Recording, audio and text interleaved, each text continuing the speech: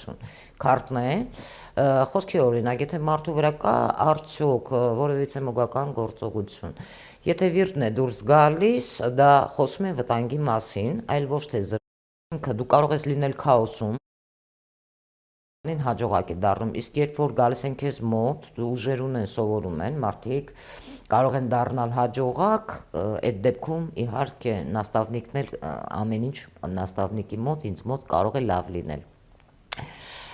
Տարոն մի էներգիա է, որտեղ մարդիկ երբ դիմում են քեզ, մարդիկ հասկանում են, որ սա մի էներգիա է, որտեղ դու մեծ պրակտիկա ես ձեռք բերում, էներգիաների հետ ճիշտ աշխատելով, հա, քանի որ ունես ուժեր, չգիտես թե ինչպես դու պետք է դա կառավարես, ես սովորեցնում եմ դա ինչպես կարող ես դու կառավարել, ինչպես դու կարող ես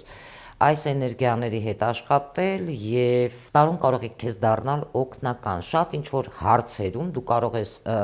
որպես նա քեզ օգնական, հա, խորհուրդներ հարցնել այս կամ այն իրավիճակից դուրս գալու համար։ Իսկ ինչ է նշանակում թվահոգեբանություն, սկսենք սրանից, թվահոգեբանությունը դա բալանիներն են, օրինակ, մարդիկ կարող են ինչ-որ գործողություններ անել, հա, դա կարող է լինել բացասական երևույթի մասին եմ խոսում, երբ դու սովորում ես թվահոգեբանություն, թվահոգեբանությունն էլ 1-ից մինչև 9 թվերը, որ աշխատում ենք, ամենայն դեպս իմ մոտ խորն է, էլի մեծ փորձով, 22 էլի տարոլոգիայի, թվերով եմ ես աշխատել, էլի պրակտիկան 20 տարի, ոչ թե 29, եւ այստեղ երբ նայում ենք մենք 1-ից 9, որ ես սովորել եւ ավարտել եմ բավականին ճանաչված նաստավնիկ եմ ունեցել, հա, հոգեվոր ուսուցիչ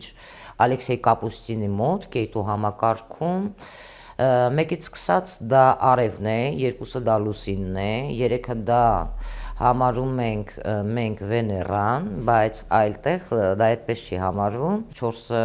դա Ռախուն է, 5-ը դա Մերկուրին է, 6-ը դա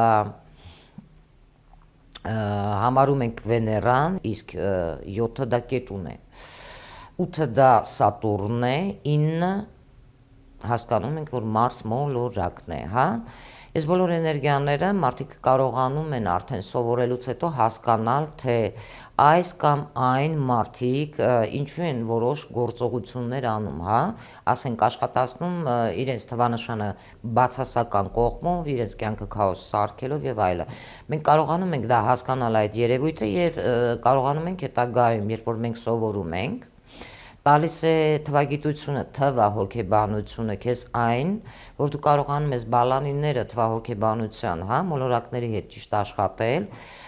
ոչ թե արդեն բացասական էներգիայի վրա դու նաև կարողանում ես օգնել քո ընտանիքի անդամներին, այն մարդկանց, ովքեր քեզ դիմում են, որպեսզի ծառայես այդ մարդկանց տալով օգուտ, հա, դրական էներգիա, որպեսզի մարդկանց կյանքերը փոխես, ինչպես դու կարող ես փոխել, օրինակ, տարո քարտերով, նույն թվագիտությունն է։ Էներգիաները թվահոգեբանության մի քիչ ուրիշ է, որովհետև այստեղ